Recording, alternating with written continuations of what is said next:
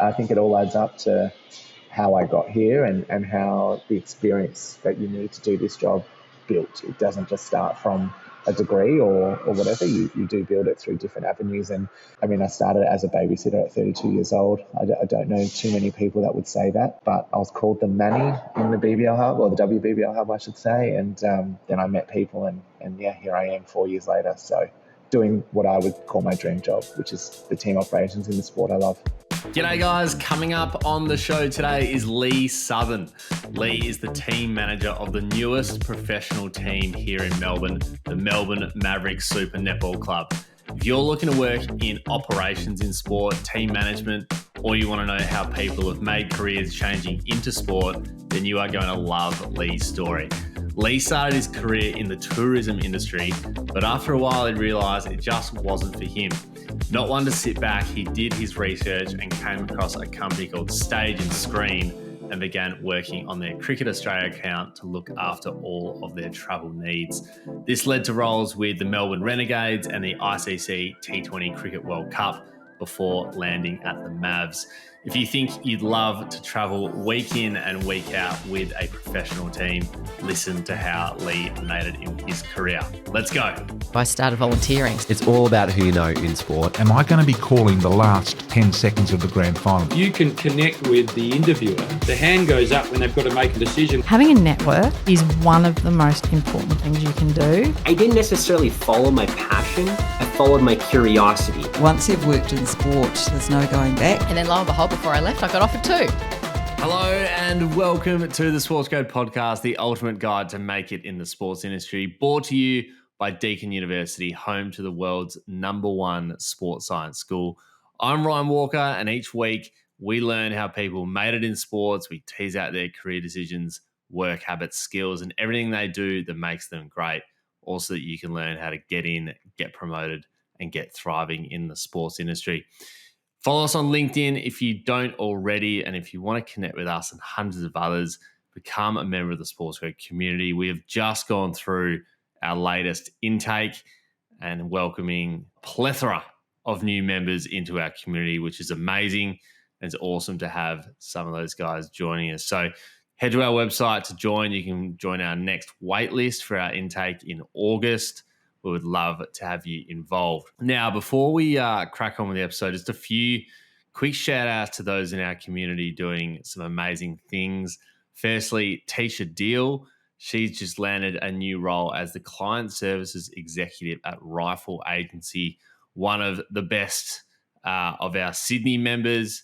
So a big shout out to you, Tisha, just doing amazing things as per usual. And another one doing great things is Simon Miller. One of our favourite members here in Melbourne, Coffee Club royalty, has been known to shout a few coffees in his day. Just one of the all-round great guys in our community. And he is the new National Legal Officer at Australian Workers Union. As I said, one of our favourite members. So congrats to you, Simon, as well. In terms of events coming up in our community, we've got a big speed networking session coming up on May 27th.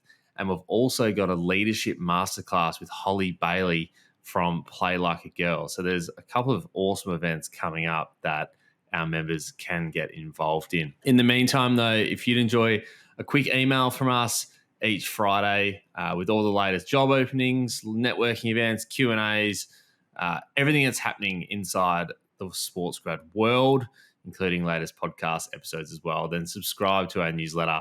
You can head to our website at sportsgrad.com.au/newsletter to subscribe. And there's also a link in our show notes as well to join. In the meantime, though, enjoy this episode with Leigh Southern. Are you aiming for a future in sport? Be ready to transform the industry. Study with Deakin and be prepared to redefine what it means to work in sport. Deakin's School of Exercise and Nutrition Sciences is ranked #1 in the world. So if you want to turn your passion for sport into an impactful career, get ready to push the limits of exercise and sports science, sport coaching, sport development, sports management, nutrition sciences, physical education, and more. Apply now to study at Deakin in 2024. Hey everyone, Acacia here, the community and content coordinator at SportsGrad. Just jumping in with a quick disclaimer before the episode begins.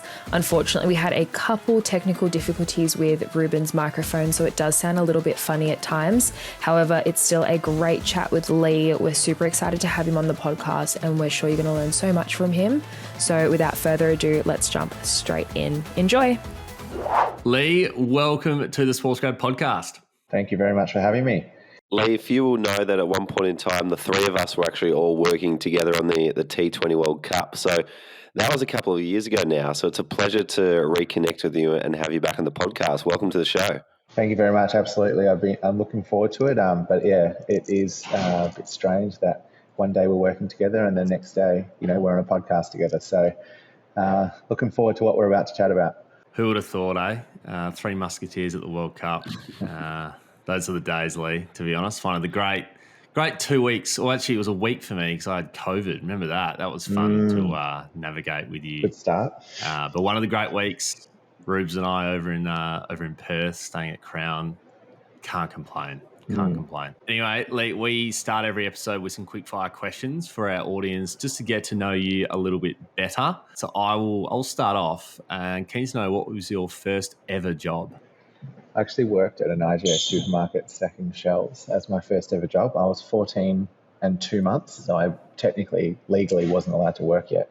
But I was an eager beaver and just went into the IGA. I was in a small country town and just said, can I do this? And the boss said, yep, let's go. So I started the next week. But yeah, I was there right through high school, actually.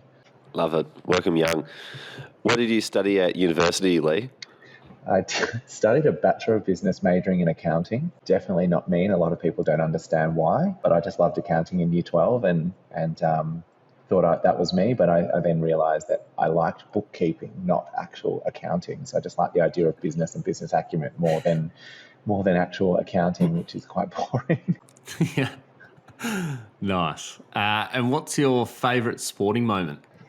I think for me, I love watching live sport events, major events, but for me, I have to, talk to my own experience of playing in national championships. And I grew up playing softball, baseball, and played for Victoria in softball and won 3 national champs in a row. But I think for me, just winning that very first one as a 15-year-old was unbelievable.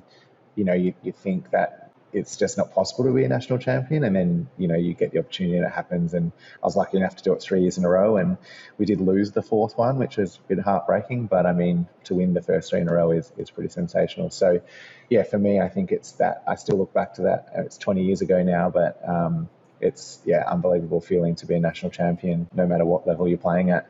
Love that. I hope there's a few people at the Mavericks office who listen to that and, start to clue onto those little bits of nuggets that they might not have heard about Leigh before. Next question. What's your favourite interview question that you like to ask of candidates? I really like to understand the why behind why people are applying for a specific job. I think for me, when I go into an interview, for me applying for a job, getting your story across as to why you're so passionate about something or why you want to do a role really speaks to the level of kind of passion you're going to bring. So especially in this sort of role with this sort of industry where so many people want to work in sport because they want to work in sport. But if you want to work in a specific role and really give the reason to the why, I think that really helps the people asking the questions understand you and why you're applying, because you can say that you've got all this experience, but you might not, the why still might not be there. So I definitely love asking about the why and getting a good why answer. Nice. What's a book or a podcast that you'd recommend that's helped you at work? It's funny because I'm just reading now Atomic Habits, which is, one of those kind of life help or self-help books, but it's for habits. And I think for me, I'm very, very structured and I like, black and white and steps 1 through 10. And I'm just finding at the moment a lot going on in this role and that I'm currently doing and found myself as I'm getting older starting to understand how to operate, how I operate best. And I think what I've read so far in the Atomic Habits book just speaks volumes about what you need to put in place and things that you can do to really help you in your day-to-day life, but also I think the noise on the outside of you away from work can cause issues inside work. So getting those habits outside of work can give you a clear mind when you walk into work, and then you can even implement those habits inside your workday as well. Is there any particular habit at work that you're trying to implement at the moment? Yeah, I think because we are a new brand or a new club, a new franchise, I think I've got the opportunity to implement a lot of new processes across the board, but I think my own are very important. And the way I work, I know when I work my best. So trying to get those, take what I need to do in my role and the processes and get them in place. So at the moment, I've got Microsoft To Do is my sort of go-to, and I love the little sound it makes when you click that you've done it. It kind of says to the office that you've just achieved something, which is really fun. And I'm definitely using that a lot. And I have sort of a system of what I call the balls in the air, or the things that are going on at the moment. And I'm just making sure I'm staying on top of those things, just to not let any of those balls drop, so to speak. Nice. Well, Ryan and I are big advocates of Atomic Habits as well. So good to know you've picked it up too. Yeah. You might have just touched on it, but what's one platform that you use at work that you couldn't live without? I actually have to say Canva on this one. I mean, Shay Bolton Brown, who's my general manager, sort of introduced me to this, and I'm not a creative, artistic person whatsoever. So one thing I think Mavs have done really well, and credit to Shay, is the color scheme and the branding and all that sort of stuff that we've got going on.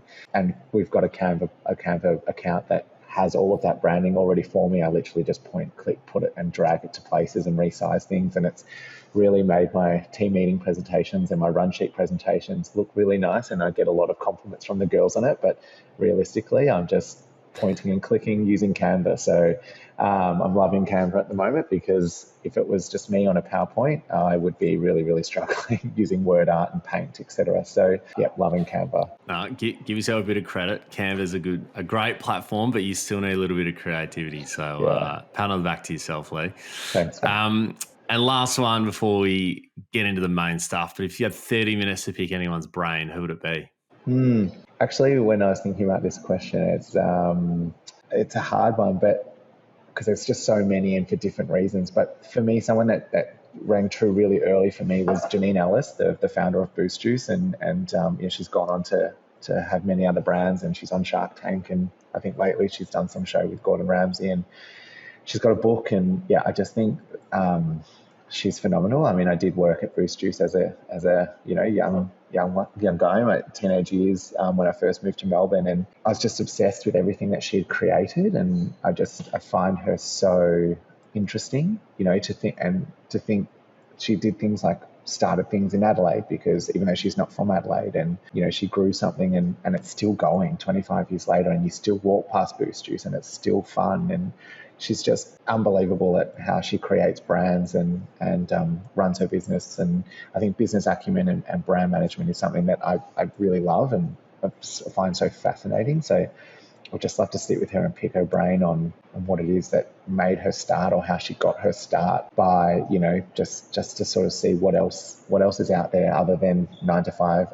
Not that I'm doing a 9 to 5, but other than just doing a job for someone else. What is there that's out there that she did that helped her start her brand that she's still going with so many years later. Love that. That's a new one. We've asked that question a lot of times. I've never had Janine Ellis before, one of the business phenomenons in Australia. So she would be fascinating, no doubt. Yes. Let's dive into you, Leigh, and find out a bit more about you. Now, I remember you saying to us that Ruben and Ryan, you guys love cricket, and those cricket roles were your dream job, but you love netball, and this is very much your dream job. Can you tell us a bit about your role as operations manager with the Mavs and what you do? Yeah, absolutely. So in sort of generic terms, people probably see me as the team manager, which is exactly what I do, but it does have an operational role, because I got into this sort of team operations space just before COVID and understood that it was even an option just before COVID. So, I was in my early 30s before I realized that this job existed, because prior to that, you think, okay, team manager, they cut the oranges and they give it to them at halftime, and then they might wash the clothes or something, maybe bring the extra equipment and off they go home. But this role's there's just so much to it, so multidimensional, especially at this level.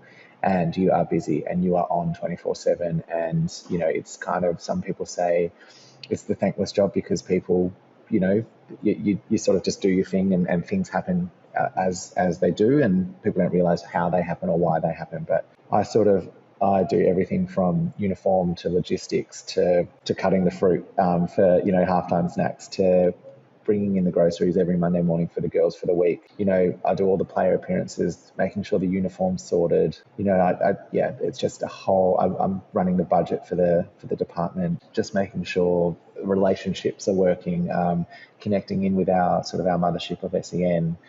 It's so many elements to the role it's just not just a team manager that cuts oranges. So I guess I would say as an operations manager, I do a lot, but the main thing is just to keep the operation ticking, making sure it's moving forward and everything's where it needs to be when it needs to be there. Nice. One thing I've loved seeing so far, Leigh, is you holding the time on the sideline as well, holding the iPad. Yeah. And that, kind of, what I was thinking about before this episode is like, it truly is a jack of all trades type role. But I'm keen to understand, how do you manage all these competing, I guess, priorities from, the super small things to then team travel. Yeah. There's so many things that go in the week. And I think we were just chatting, before we've recorded, on a Monday when you're traveling, you've got to do all the different things of the week. So is there any sort of method you go through to sort of stay organized in that part?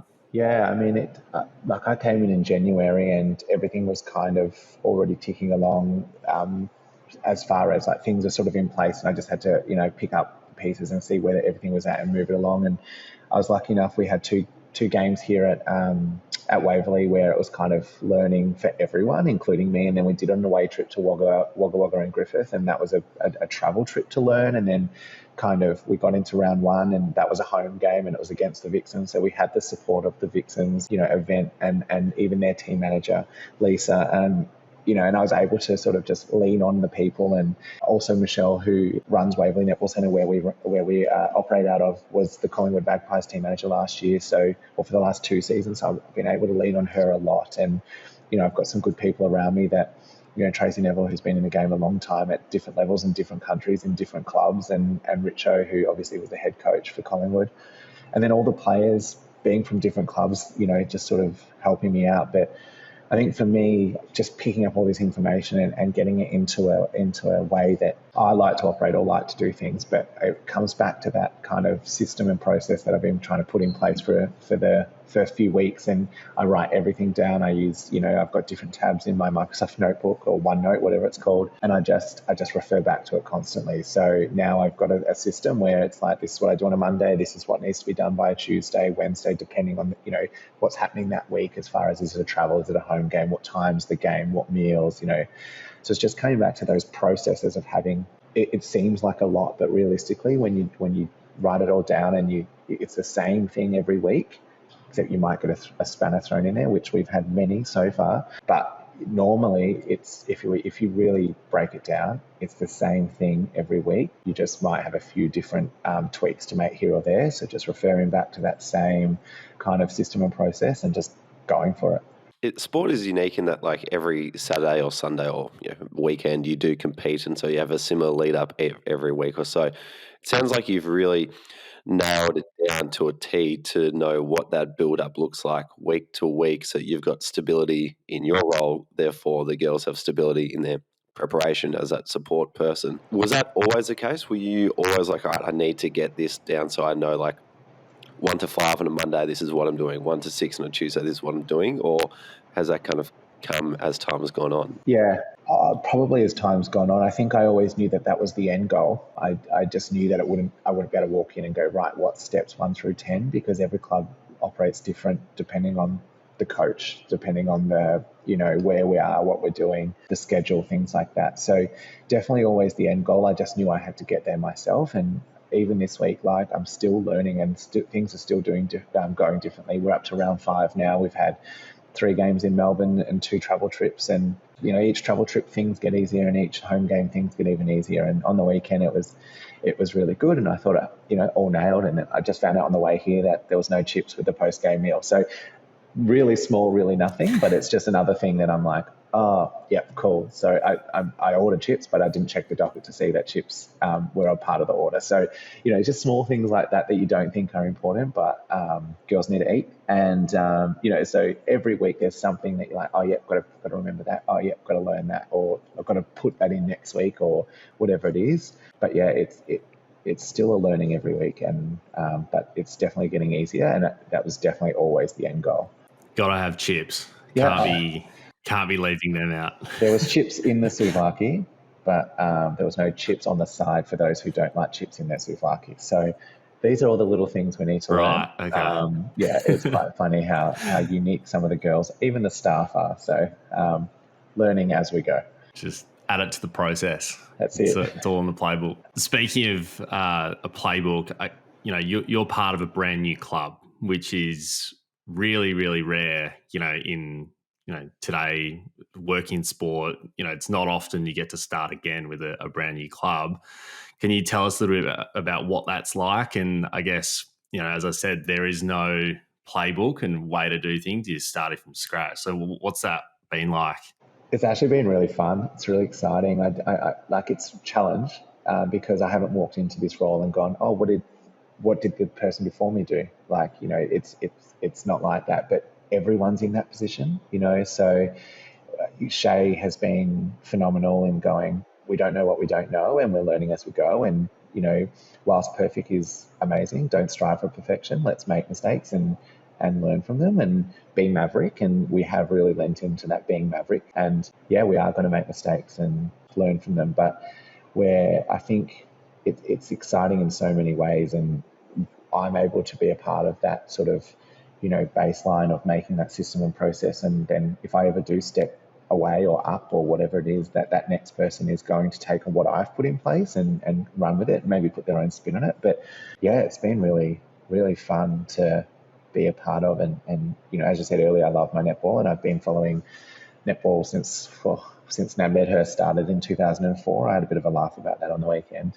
But I've been watching netball for so long and watching it grow, and I feel like Mavericks are doing something differently, and it's exactly what we're aiming for, and being part of that from both high performance level but also into head office at SEN, and being able to have a part in that is just really fun and exciting. So I don't feel any pressure because I don't feel like I'm doing something that people did before me. I'm able to make my own spin, and it's also kind of liberating that I'm able to have my own say and have my own opinion, and put things forward and see what we can do differently. And so far it's really working and being really well received. So got a really good group of people here at High Performance in the staff, but the girls are also amazing. And then SEM, we've got even another group of fun people, and we all integrate when we need to, and no one backs down in putting forward their opinions. So it's been really, really fun, but I also think challenging because we just don't know what we don't know. And I'm asking questions on a Friday night of the league and saying, can we do this? And I've got to run off and get a new dress heat pressed and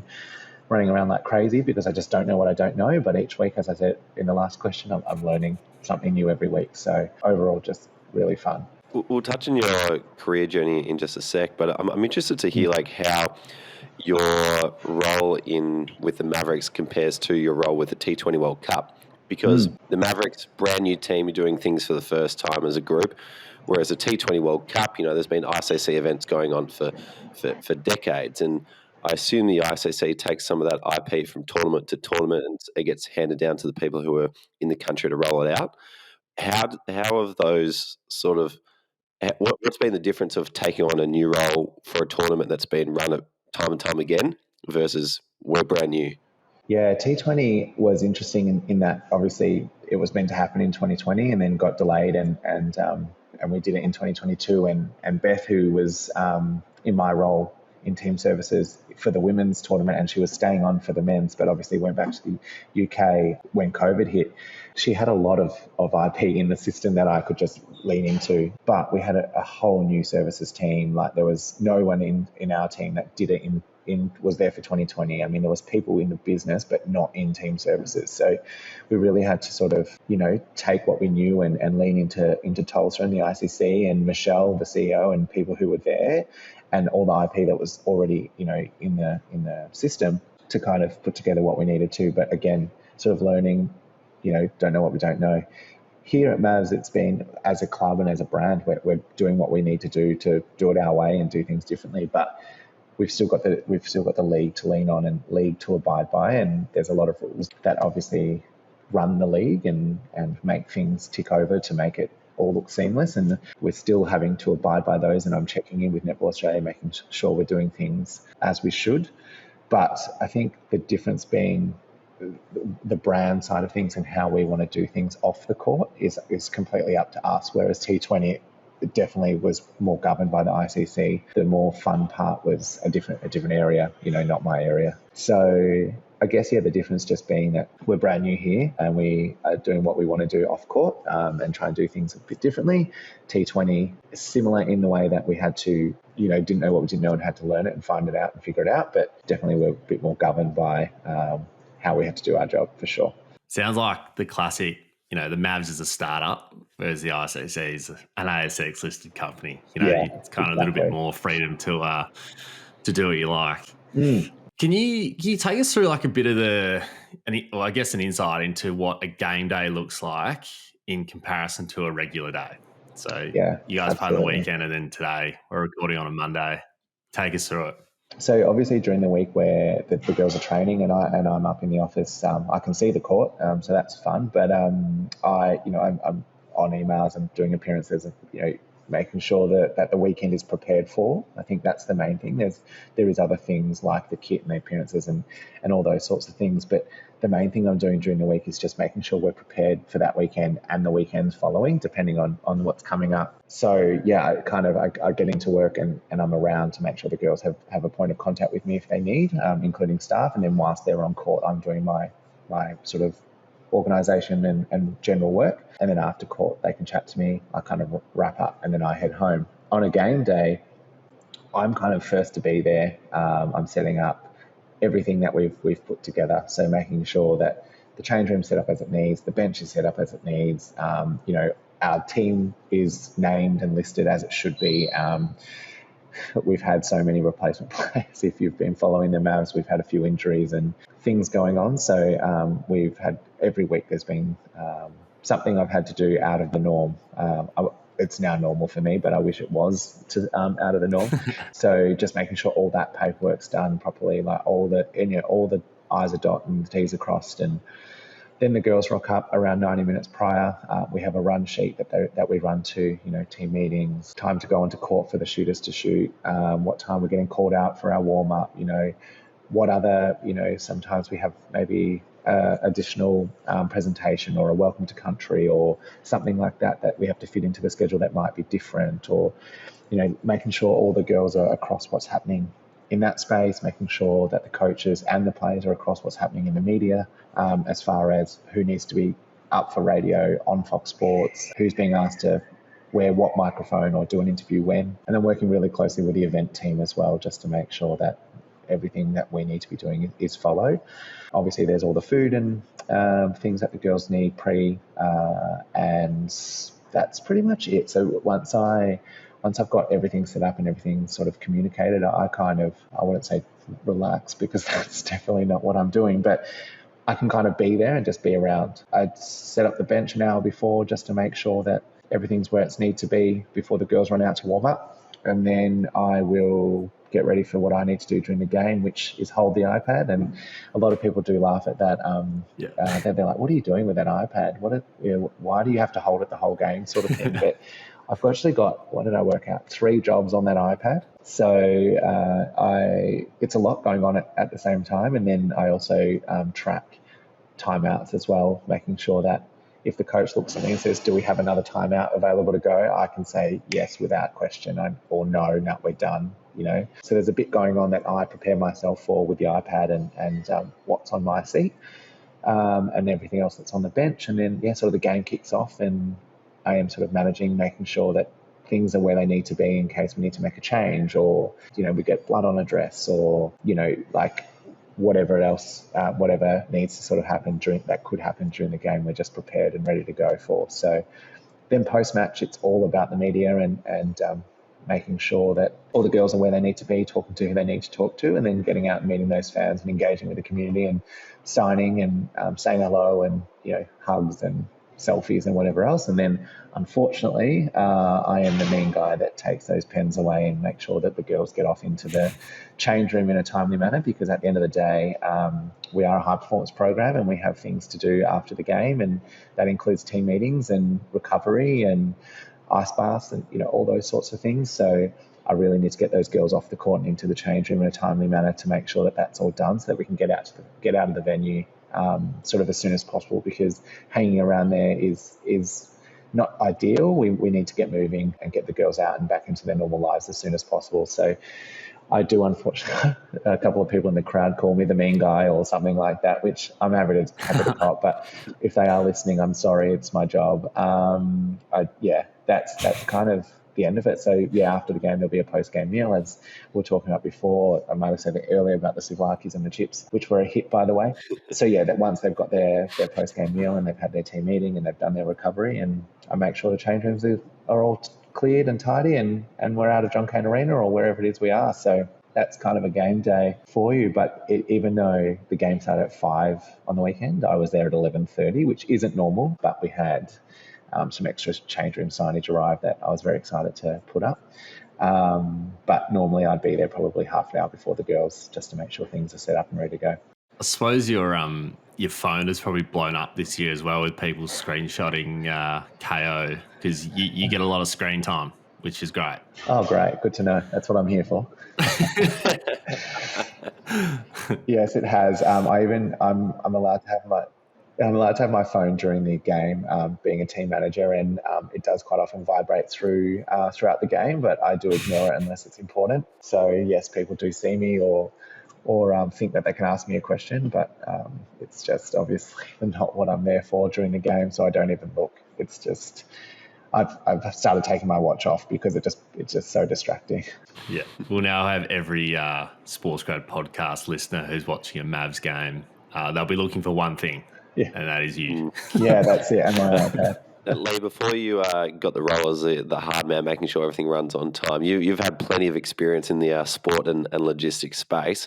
To give context to everything you've explained and how you got to this job, can you walk us through the series of experiences you had right back from, say, exiting uni after that accounting degree to where you are now?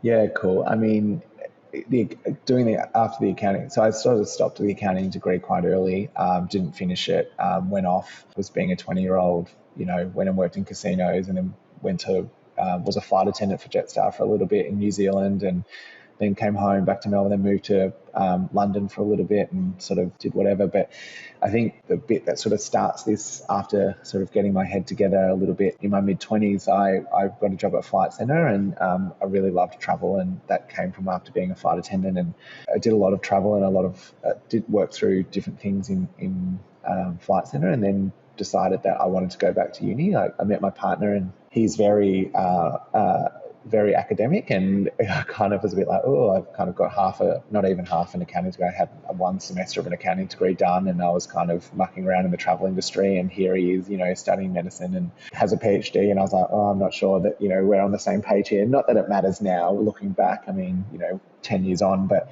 at the time I was a bit like, I need to do something, a bit more serious. So I went back and did my accounting degree, and then realised, this is not for me. But I got a job back at Jetstar in their grad program, and I thought that's what I needed to do, and to get my career going, so to speak. And I got in there, and I was just sitting behind a computer, and I was like, I am so bored. Like, this is just not me. What am I doing? So I ended up actually looking just every day. It's really bad, but at work, looking for other jobs. I was just so bored, and I discovered that Flight Centre had a brand called Stage and Screen, which look after sports and travel logistics, and I was just like, that sounds so fun. I kind of knew about it, but didn't really think of it, and so I was just thinking, who do I know? How can I make this work? How do I get in here? Because I did know that it was a brand that you didn't really get into very easily. And I knew someone who was a team leader there, that was a team leader back in that I knew from my retail days at Flight Centre, and I contacted her, and and I think this is one thing that I would preach is networking and making sure you put yourself out there. But I contacted her, and she was in Mexico, and she said, "We never hire, but we actually have a job going. I'm in Mexico. I'm home on Tuesday. Can I call you then?" And she did. And then I interviewed Friday, found out on the Monday I got the job, I think, and then resigned from Jetstar on the spot. And started at Stage and Screen in September 2027. 2027. Wowzers, that's a long time in the future. 2017.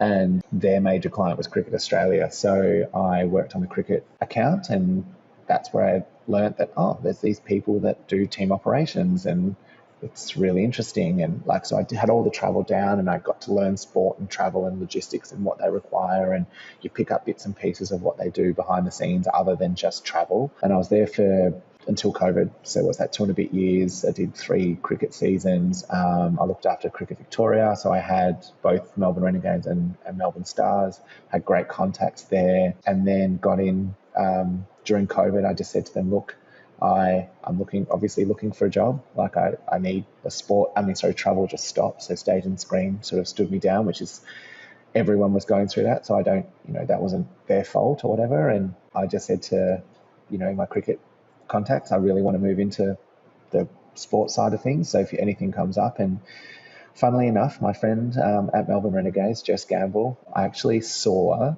that Leigh Southern and Amy Satterthwaite had been signed by the Melbourne Renegades, and they had just had their first baby. And I literally contacted Jess and I said, "Who's looking after this baby?"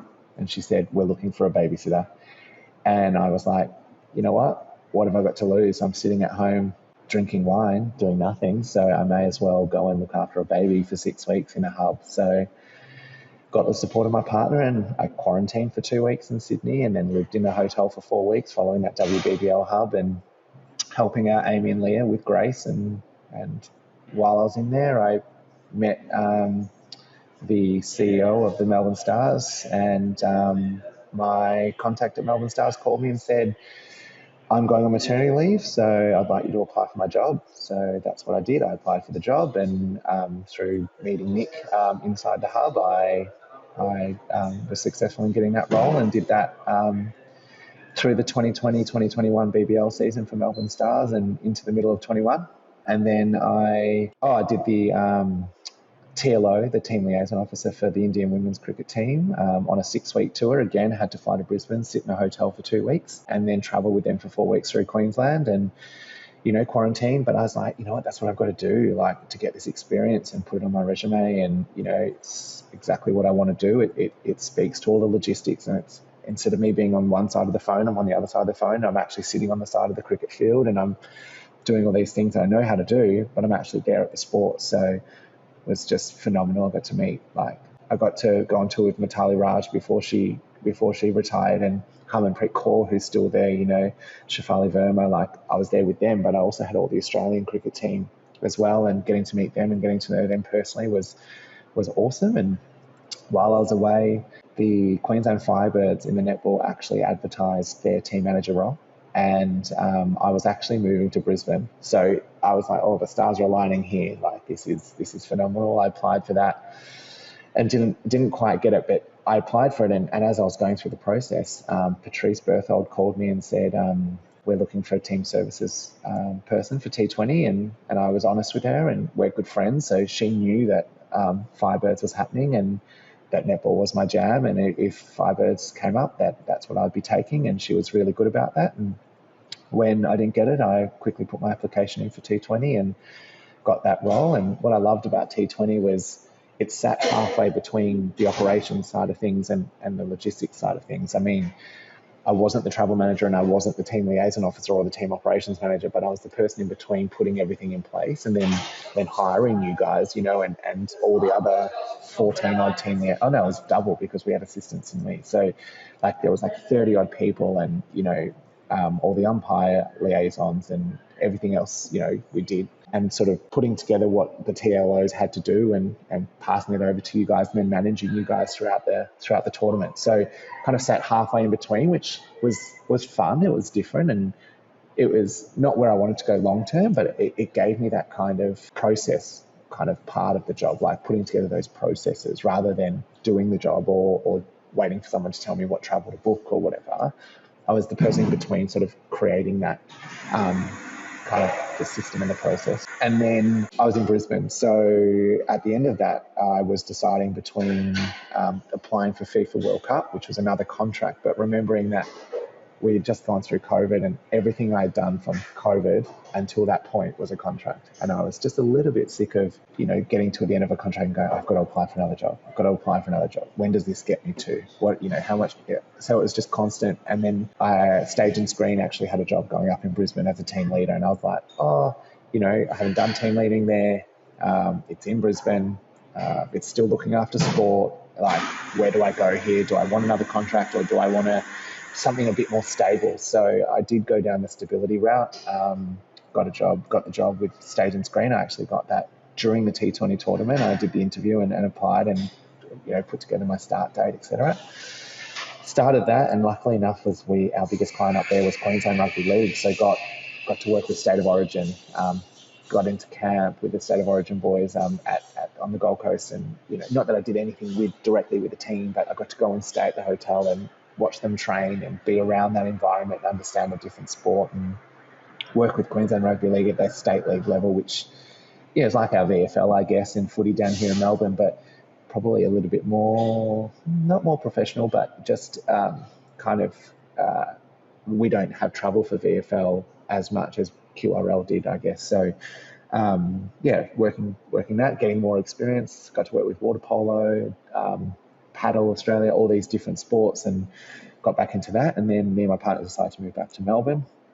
Moved back to Melbourne, and then again, knew that this got announced and knew that this would be coming up, and wasn't really sure how that looked or whatever. I kept my eye out, and then luckily again through networking and knowing people, got an in on how to apply and did that and did the interview, and here I am, started in January this year. So it's quite a long story, but I think it all adds up to how I got here and how the experience that you need to do this job built. It doesn't just start from a degree or whatever. You do build it through different avenues. And I mean, I started as a babysitter at 32 years old. I don't know too many people that would say that, but I was called the Manny in the BBL hub, or the WBBL hub, I should say. And I met people, and here I am 4 years later. So doing what I would call my dream job, which is the team operations in the sport I love.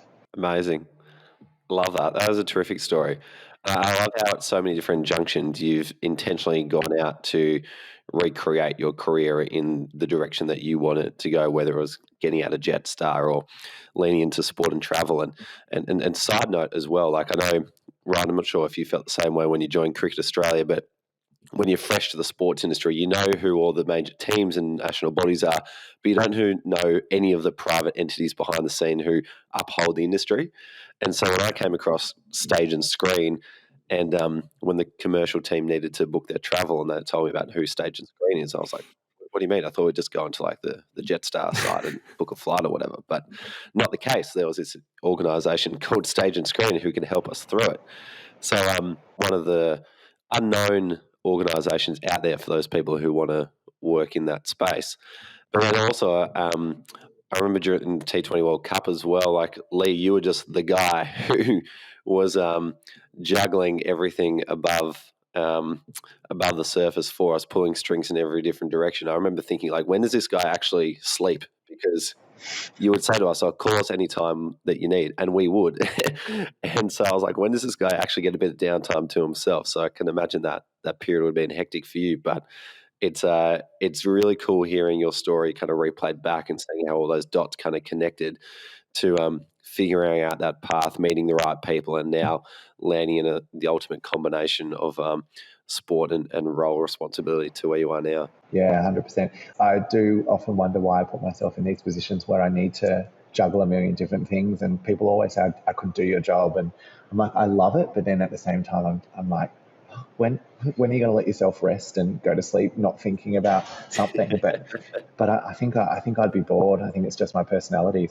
I will say as well, Stage and Screen have one of the great client parties of all time. Yes. I remember one time getting invited, and I honestly thought it was a mistake invite. Like I didn't I got invited. I was like, oh, fantastic. And a few of our partnerships team got invited, but I don't know how, but our head of partnerships didn't get invited, and we just assumed that they did.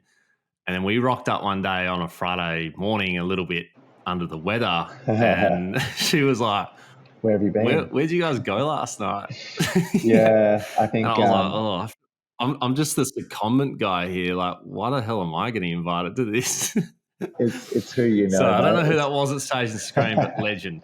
Yeah, it is. I owe so much to Stage and Screen. I love that brand. I love Flight Centre and Stage and Screen specifically, but I had a great 14 years. I had a bit of a gap there when I worked in sport, but I really owe where I'm at today to Flight Centre and Stage and Screen. And you're 100% right. The culture there and the parties that they throw, and they love their clients. They're nothing without their clients, so they really love them. And we have cool clients. And I think you got an invite, because it's not always the senior managers that we deal with. It's the really high up people that sort of sign the contracts, and then the bookers. So and they're the people that we want to celebrate with. Yeah, love it. Yeah, all very appreciative and very unwell the next day. Yeah. Tell us about some of the challenges you've faced, because I know, like, that story there. Just hearing about all these bits of experiences, like, it sounds incredible. But I'm sure that there'd be things on the way that didn't go right, and you've had to solve for. So keen to understand what those are across your career so far. Yeah, I think a lot of it comes down to that I have a partner who to go into the WBBL hub, I had to move to Sydney for 6 weeks and left him at home. During the middle of COVID. He's a doctor, so he was working in COVID wards, and we had a dog, and just sort of really the challenges around like leaving him and having to fly somewhere and quarantine and make choices based on where I long term and where I wanted to end up and what I had to put up with. But I'm very lucky that I've got the support of him, and I mean, even at the moment, to do this job, when we left Brisbane, we actually decided that we weren't going to have a home base. We were just going to travel around, and he was going to work in different hospitals all over Australia and really take the opportunity to travel. And when this role came up, he was like, go for it. Like, this is your dream, like, go for it. So I think the challenge of juggling, different sort of competing priorities, you said before, or whatever, you really have to give up some things to get other things to work. And it sounds a bit cliche, but it's so true. And I don't regret any decision we've made. And, I'm here and I'm loving it, and I still want to be here, and I will be here for years to come. So I think the biggest challenges are around your outside life and how that looks. And also, like, you think sport's glamorous, and sometimes it's not. And that's okay. Like, that's all jobs. But I think sport comes with this like glamorous sort of overtone, and when you get to the cracks of it, it might not be. My washing line at home right now is got 2 dresses, 28 bibs, and 10 face towels. Like, that's not glamorous. Like, but also I'm working late nights. I'm working weekends. My weekends are gone from round 1 right through to the finals. So, there is some challenges around social life and those sorts of things. But I also think there's been some challenges around sport's a small world, and people talk, and everyone has different experiences with different people. So it can be challenging to get your next move and sort of move on into your next role. But I think, again, that's probably all roles. But yeah, most challenging is at the moment is, I think, just kind of making sure all relationships are built, and we're kind of working towards what we need to be at the end of the season. But being a new club, I think there's lots of challenges around being a startup and finding our feet. So yeah, a whole range of challenges. I mean, personally, but also through to your day-to-day job. But yeah, probably the biggest challenge for me was just sort of around my partner and support, and making sure that we're on the same page, which we have been. So luckily for that. Well, you've certainly navigated those challenges very well to end up where you are now, and certainly have the resume that you've got too. This has been phenomenal chatting to you and learning more. Like, I feel we've worked a lot together, but to actually dive into like your history and what you've done has been really fascinating for me personally. Before we wrap up, 2-part question. If you were to dot point the top 3 skills that you think someone needs to do a team management or team operations job, what do you think those 3 skills are? And then secondly, if you could go back and give some advice to your mid-20-year-old self who's at Jetstar thinking, do I stay? Do I go? What would you say? But firstly, the 3 skills and then that advice. Yeah, absolutely. I think the 3 skills for my day-to-day job are definitely time management, priority kind of setting, like making sure you're putting your energy where it needs to be put, and then relationship building. I think relationship building can sometimes be, you're so focused on doing your job that you forget to build relationships. But I think if you build relationships and people get to know you, people get to understand you, people get to trust you, then your job is so much easier. And I think that is the most important thing. Like, Shay's always said to me around my role and where I sit within the organisation is that middleman, or that person who kind of is the linchpin between SEN and the high performance department. And, I've got coaches, I've got other staff within the high performance, I've got 10 players, I've got 5 training partners, I've got replacement players, I've got Shay and the rest of the Mavs staff, I've got SEN, I've got events, there's so many people that I need to manage, as far as they're not reporting to me, but I need to manage the relationship with them. So that's one big skill. And then from that becomes your time management, right? You need to manage that time and understanding where you need to put your time and energy. And then prioritizing, obviously, comes with your systems and your processes, and making sure that you've got those down and understanding what it is that your role is, those tasks that you need to get done, when you need to get them done by, and what system can you put in place to make sure you're not missing anything. Dotting I's, crossing T's. So they're probably the biggest ones that I'm finding at the moment, and probably what I've learned across my time.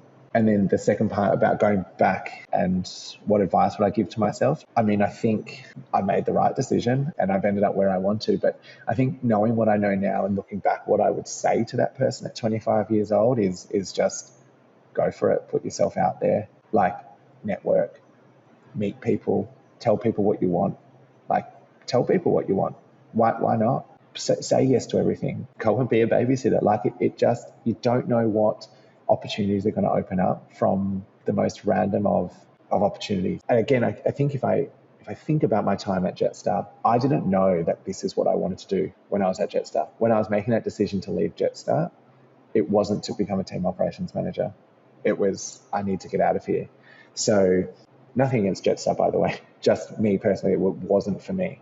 I just wasn't meant to be in the corporate world. And I needed to get out of there. And I think I then found, I knew I liked sport and I knew I liked travel. And then when Stage and Screen kind of put those two together, and I got that opportunity. And then from there I learnt, there's this other role. And then you're like, okay, sort of make a plan around that. But then, I would meet with my Cricket Victoria and my Cricket Australia contacts and chat to them and tell them what I wanted, and then that's how the next thing came. And then in that hub, I spoke to someone, the next thing came, and then, I made friends from when I was at Stage and Screen that worked at cricket that knew that TLO was something. Then I got that role, and then Patrice then got her job at T20, and then she got me on as team services. Like you just need to build relationships again, coming back to relationship building and networking and having conversations. Just put yourself out there and say what you want. But again, like, put yourself into everything you do, because you may not want to do exactly what it is that the opportunity has, but you don't know what's going to come from that opportunity. So I think that's probably the biggest, like, don't say no because it's not exactly what you want. Build from that. Love it.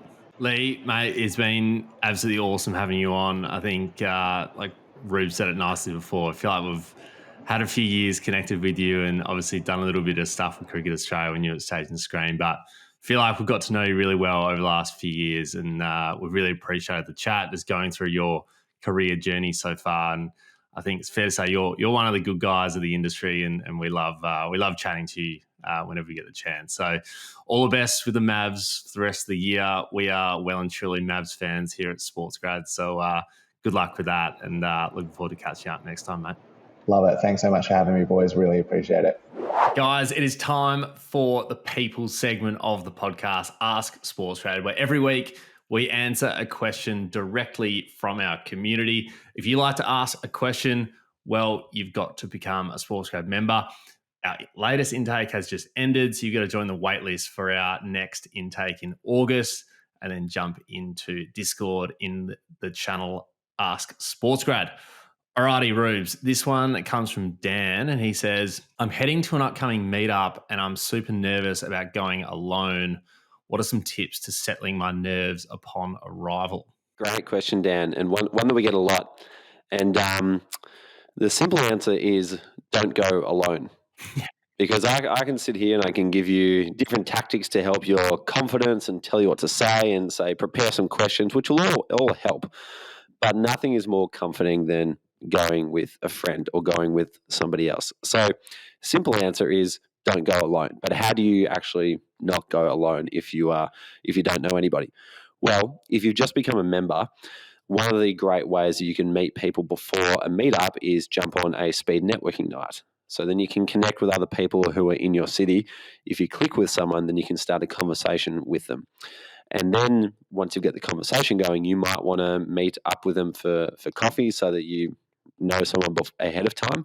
Or you might even say to them, hey, do you want to catch up an hour before the meetup and go in together? Because I guarantee you there are other people out there who also feel nervous about going alone. So that's what I would do to begin with. Jump on speed networking, find some like-minded people and ask other people to go in together. Or other than that, send us a message and we'll pair you up with someone. So Acacia's in the community every single day doing a great job connecting people. Message Acacia, message Ryan, message myself, and we'll find you some people in your city that you can go in together, because really we've got the confidence of having people around you. And the rest of the night will come to you. Knowing what to say, knowing how to handle yourself, all that will come to you just as long as you can settle the nerves with some friends. So don't be afraid to reach out. Love it. You'll be amazed how much those nerves are settled if you go in with a mate. I can definitely attest to that. All right. Well, if you'd like to ask us a question or ask our friends in sport a question, join the waitlist to become a SportsGrad member. Each week we jump on virtual events where it's an open floor to you to meet new people in the industry, grow your network, and answer any of your burning questions. In the meantime, you can find us on LinkedIn. Give us some love if you love the show. Send it to your mates. Subscribe on Apple or follow on Spotify. Thanks for listening. See you next time. Hey friends, one last thing before you go. If you really want to make an impact in sport, then subscribe to the SportsGrad newsletter. Inside, we share all the latest job openings and networking events, so you're always aware of opportunities to land a job and grow your network. Plus, we share a Q&A with a professional on how they grow their career in sport. Here we talk about things like how they moved overseas or negotiated their salary or landed a new job or promotion, made a career change, and so much more. It's kind of like a little boost of inspiration in your inbox before the weekend. So if you're like us, you're career driven and you're keen to progress quickly, you're going to love the SportsGrad newsletter. To get it, head to sportsgrad.com.au/newsletter to subscribe or follow the link in the show notes. See you next time.